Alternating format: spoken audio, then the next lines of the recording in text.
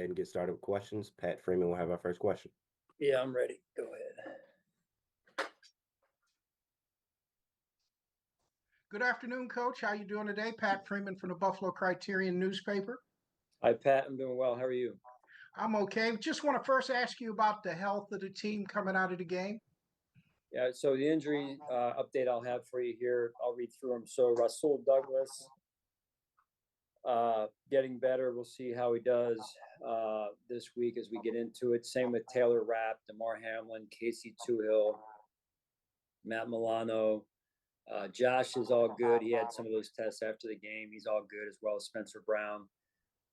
Curtis Samuel, Dorian Williams return to the game. They're day-to-day. We'll see how they do. And then Tyler Grable, currently on IR, so his decision will come in the next couple of days here. So that's what I have for you. Nothing definitive on those injuries. Still gathering information and taking it one day at a time. All right, Coach, I wanted to ask you about this particular game. Had to be something that you were very happy with. You didn't have to make an adjustment with the run. 15 rushes for 48 yards. What was significant with that? And obviously the play, outstanding play of Ed Oliver. He really came to play yesterday. Yeah, I thought it was physical right from the start. Physical with intention, attitude.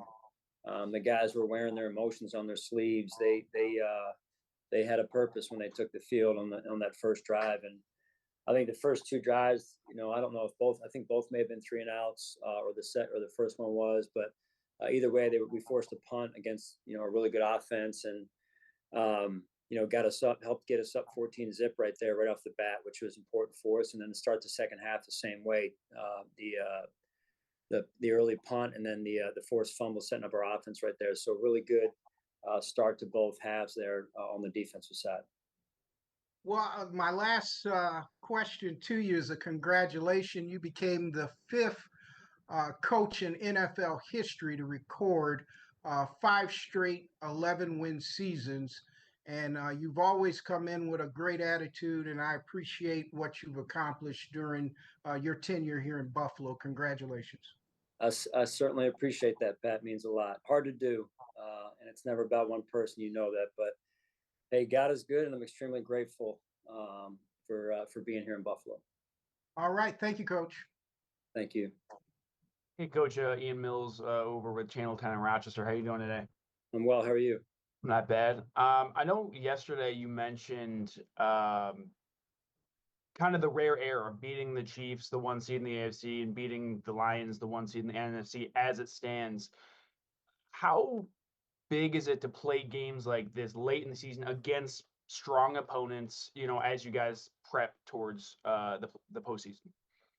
No, it's big. I mean, there's certain challenges on your schedule. Every week's a challenge, I should say, and then there's other ones that are just have a little bit more kind of spice in them, right? So that was the case yesterday for multiple reasons, and I think you could tell with our level of play and the way that all 3 phases came out, the team came out, and they were set on what they wanted to accomplish yesterday.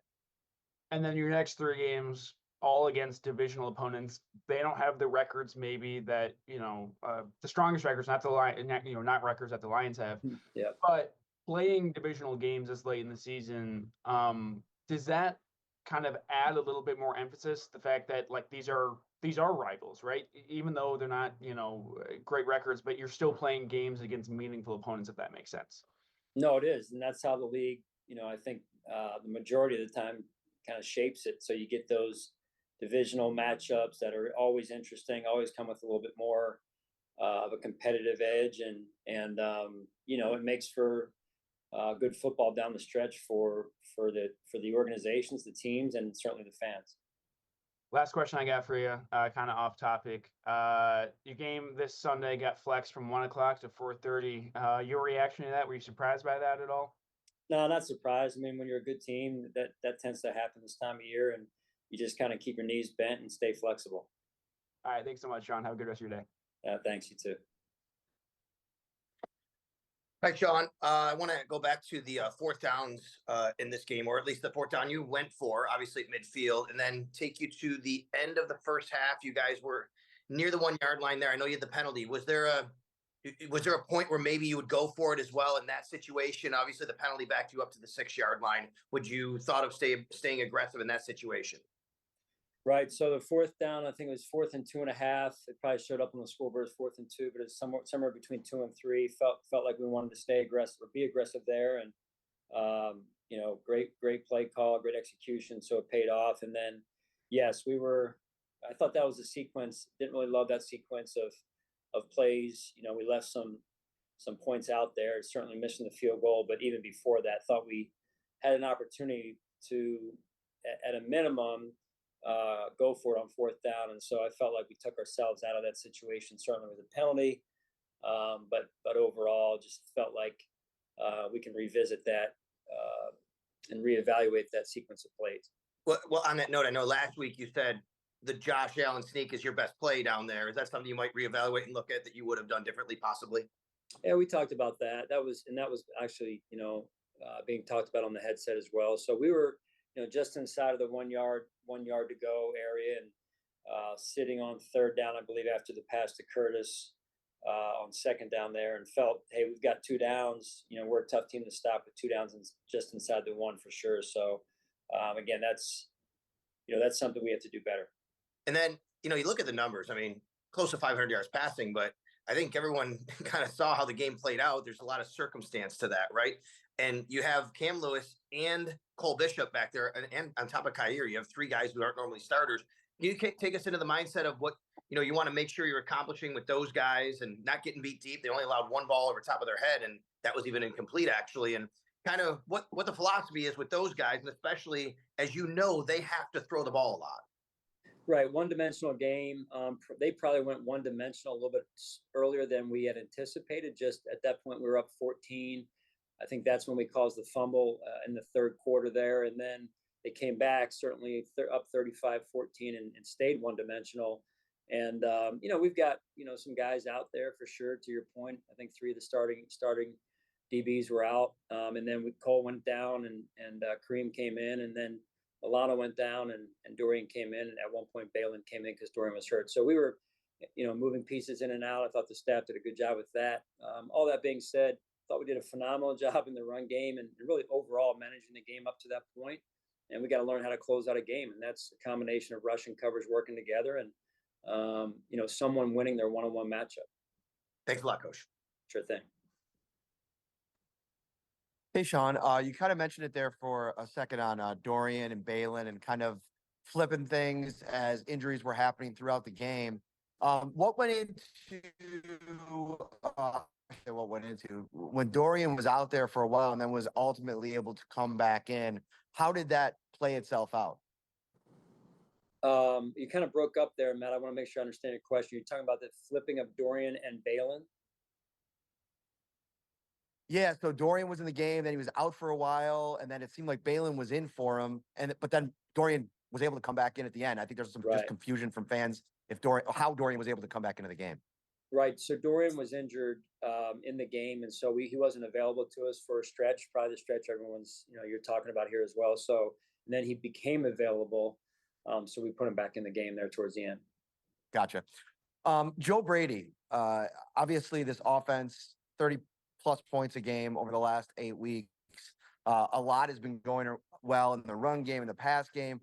How have you seen your offense really take advantage of what he's done as a play caller? Well, I think the biggest thing is getting as many people involved as possible while taking advantage of matchups, Matt, but also not dictating the ball has to go to one person, and really allowing Josh to go through his progression and allowing Josh to feel the game, right? So whether he uses his legs, gets the ball out to an outlet, a check down, what have you, really just executing the offense, if that makes sense to you. It does. And, I think a great example of that point is you have Amari Cooper go for 14 targets last week. He's not targeted one time this week. Is that kind of what makes it so hard to deal with the offense, is that you can't plan for one specific thing to happen week in and week out? Agree. And that's, when you look at, kind of flip it around a little bit, you look at Detroit's offense and you go against two good backs, you go against good tight end, multiple receivers that have different skill sets. And, other than, St. Brown in some situations and things that you'd say, hey, we need to take away this player. It's that ball finds whomever it finds just through the progression and how the offense is rolling. And so I think it's really hard when you're operating on all cylinders, to your point, to really just hone in on one person.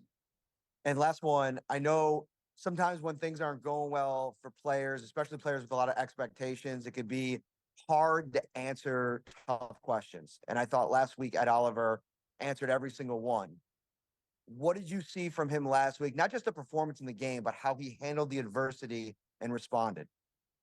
Yeah, he's a stand-up guy. He really is. I mean, he's not that tall when he stands up, but he's a stand-up guy. So don't tell him I said that. But I thought he played a heck of a game last night. I really did. I mean, it doesn't take a trained eye to be able to see that. Run game in his gap, coming off the ball, getting off blocks, making plays. In the pass game, certainly affecting the quarterback. And that's what he's capable of. And that's what we need more of, quite honestly, on a more consistent basis. And if you guys want to continue to piss him off during the week, have at it. And is that a new sweatshirt there? Does it say on there "Good News"? Good news. I'm a Buffalo. big news guy. What's that about? No, good news. Good news. It's actually part of our chaplain's chapel sweatshirt that they give out to the guys that attend. So, yeah, good news. Gotcha. Thanks, Sean. Sure. Hey, Sean, AJ Feldman here in Rochester. Thanks for taking the time. Yesterday, you said that you thought Josh Allen was playing the best football of his career. What do you think kind of stands out right now among other things that Josh is doing well right now?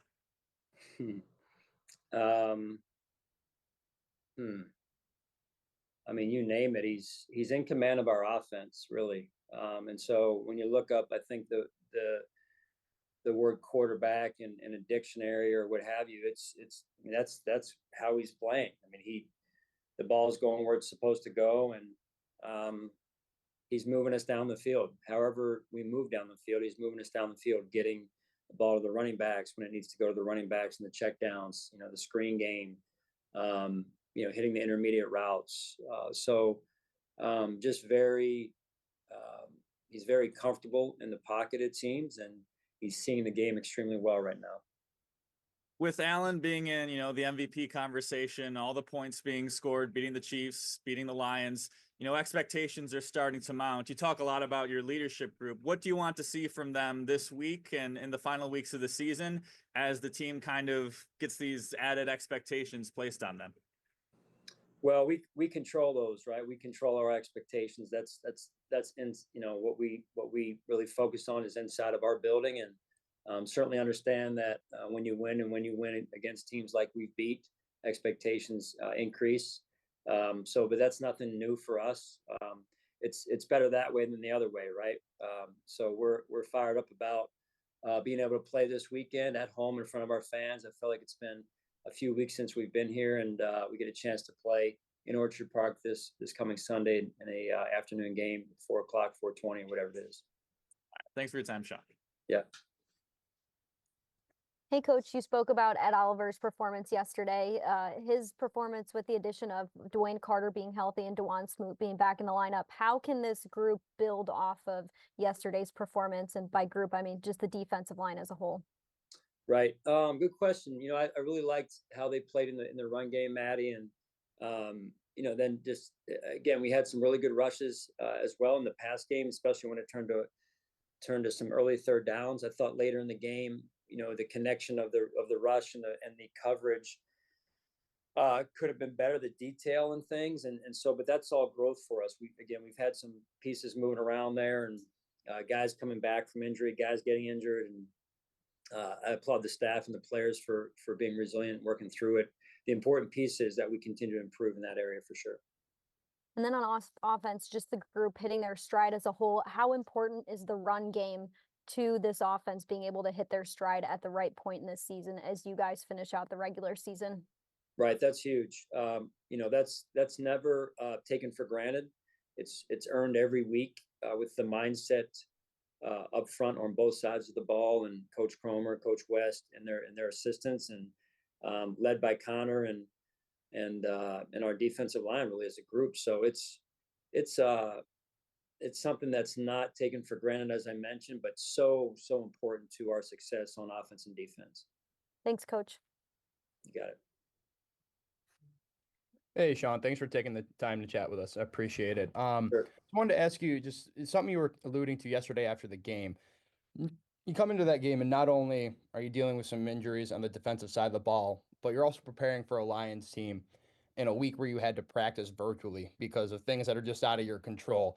Can you just take us into the resiliency, I guess, of the team? I think it might be the word you used yesterday, and what it takes from not only the guys in the locker room, but the people inside the building to be able to still prepare and try to get things done throughout the week, and then in turn play a team like Detroit on Sunday. Right, it adds an extra layer. I mean, there's kind of no working around it.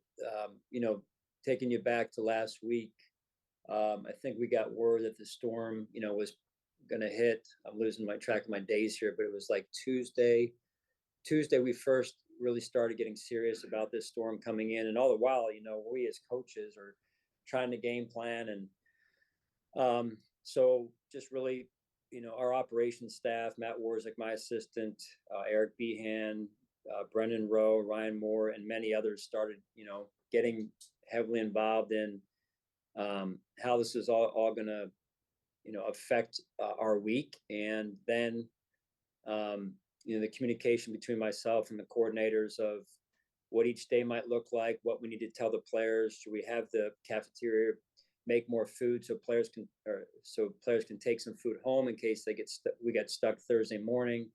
So it's a lot of, there's, connecting with the weather people locally that we can, that know we feel like the best about how much to expect, when it's going to affect us. The thing that I think some people don't realize is we have some young players here who have never experienced snow before, growing up in Florida or maybe Texas or California. So that's another safety issue altogether. So just trying to put the players and the staff's safety first, all the while trying to win a game. So you want to say it's a delicate balance, but it really isn't a delicate balance when it comes to people's health and well-being. So we tried to put that first. I think the players appreciated that.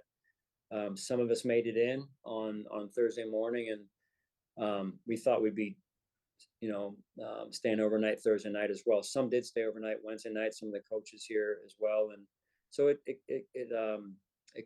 happens where it's a long week and some unpredictability. But I thought the players and staff handled it extremely well. Appreciate it, Sean. Thank you for your time. Sure.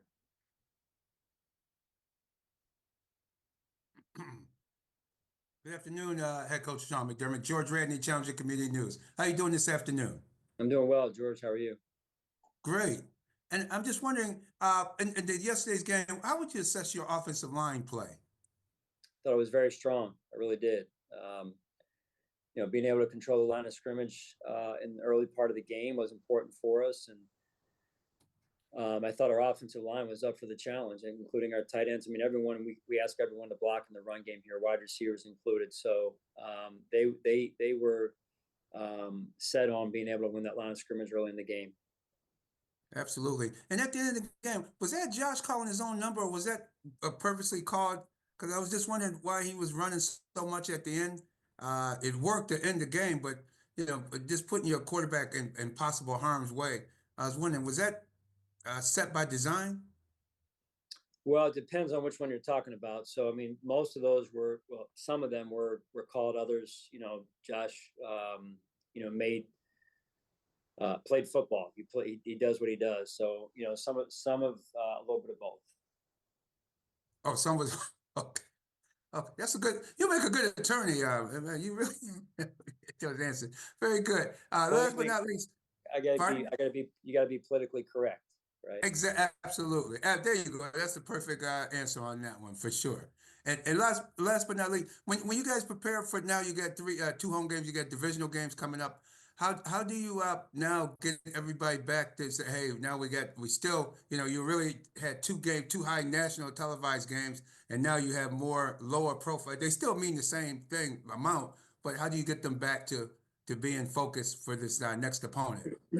Well, I think, that we picked up a scar from that LA game, quite honestly, and coming off of two emotional wins, clinching the division 5 weeks ahead of time. And I think we picked up a scar right there. And so sometimes scars are good for you if you continue to see them on your face. It's a good reminder of what not to do. And sometimes you're able to live longer lives when you have those scars. Absolutely. Thank you very much for your time, and good luck this coming Sunday. Thanks, George. Good to see you. That's all we have for you today, Coach. All right. Thanks, guys. Thanks, Six.